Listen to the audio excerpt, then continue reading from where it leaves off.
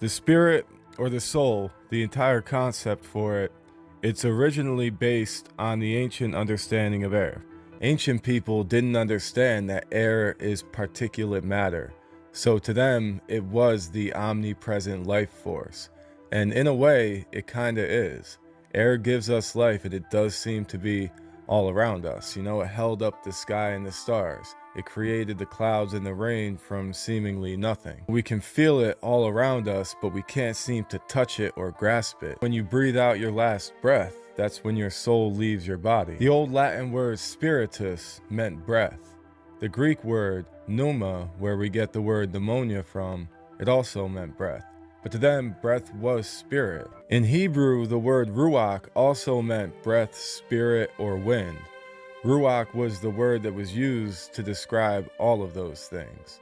The Great Spirit, or the Holy Spirit, was the air all around them. It wasn't until the 1600s when scientists started to show through their experiments that air is actually a material substance, and it's not a mystical substance. This is when the word spirit started to be used specifically as an individual's life force, and not just as breath or air.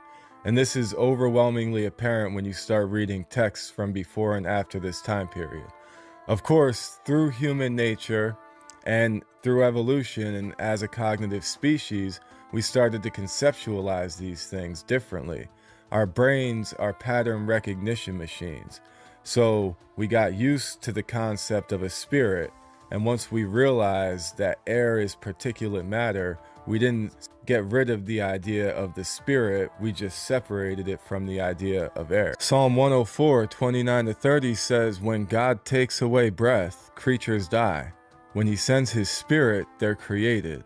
In the original language, the word ruach is used. So when God takes away ruach, creatures die. When he sends his ruach, they're created. In the original language, it was ruach for both.